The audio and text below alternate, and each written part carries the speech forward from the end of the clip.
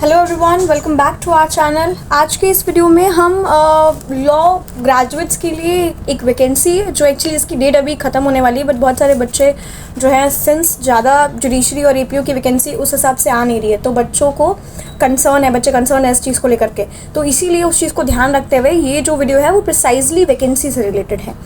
जो आपका वैकेंसी है IBPS में RRB, बेसिकली IBPS का मतलब होता है institute of banking personal selection. इसमें आपके RRB में स्केल 1, प्रिसाइजली स्केल 1, स्केल 2 और असिस्टेंट मैनेजर की पोस्ट पे जो है वो आप लॉ ऑफिसर्स की जो है वो अपॉइंटमेंट हो रही है या उनका एग्ज़ाम हो रहा है, करेक्ट। अच्छा, सब कुछ सम अप करते हैं तो सबसे पहले इंपॉर्टेंट चीज़ पे चलते हैं। तो देखिए, ये जो वैकेंसी है, इस वैकेंसी में एक चीज़ का ध्यान रखना बहुत ज़रूरी है कि ये प्रॉपर आपका प्री मेंस एंड इंटरव्यू वाला प्रोसेस नहीं होगा।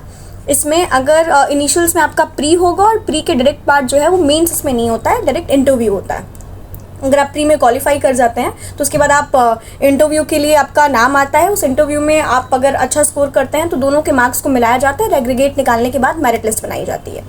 अगर एज फैक्टर की बात करें तो एज फैक्टर जो है वो 21 साल से लेकर के 32 साल तक के अगर आप एज के अंदर फिट बैठ रहे हैं तो आप इस फॉर्म को भर सकते हैं।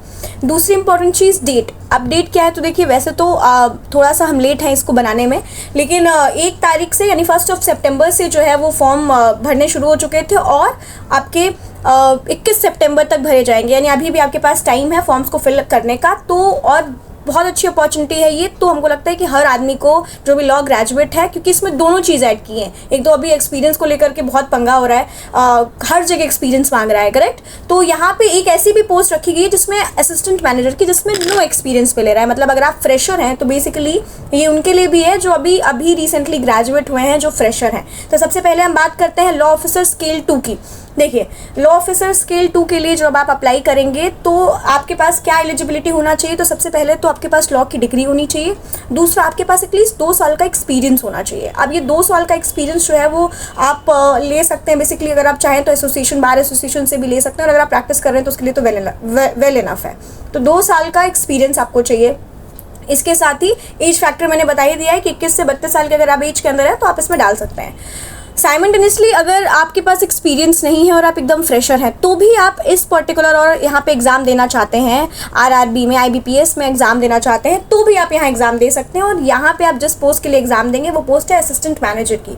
असिस्टेंट मैनेजर में बेसिकली आपको जिसको आप ऑफिसर स्केल 1 की पोस्ट है एक तरीके से, और यहाँ पे आपको एक्सपीरियंस की ज़रूरत नहीं है, ठीक है। और सिंपली जो है सिर्फ आपके पास अगर लॉ की डिग्री है, मतलब अगर इन्होंने बोला कि जिसको ये लोग प्रेफर कर रहे हैं, चॉइस जो है इनकी, तो anyone who is having degree of law and apart from that computer का बेसिक नॉलेज, क्योंकि आपकी ये ऑफिस बेस्ड जॉब है तो कंप्यूटर नॉलेज मैंडेटरी है। तो कंप्यूटर नॉलेज और लॉ की डिग्री अगर है तो आप इस फॉर्म को भर सकते हैं।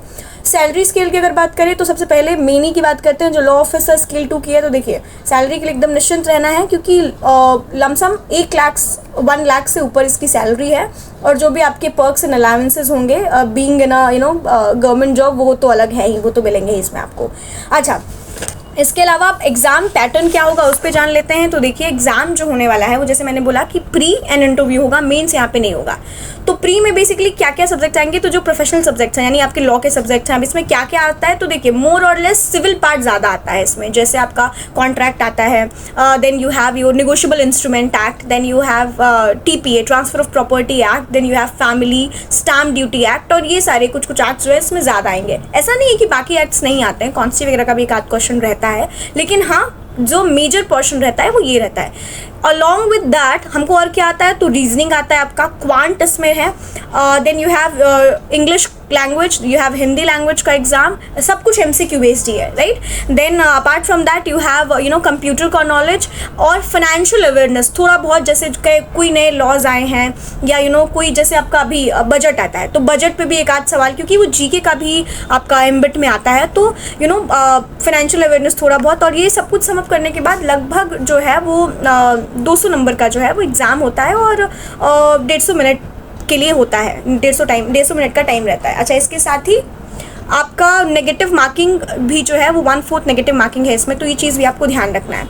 लेकिन देखिए, सबसे फ़ायदा वाली चीज़ यहाँ पे क्या है कि एक तो यहाँ पे जहाँ पे लैक ऑफ वैकेंसीज चल रही हैं, थोड़ी मतलब आपकी जुडिशरी और उस साइड में, वहीं पे इस तरफ में आपका IBPS SOB निकाला था अभी रिसेंटली।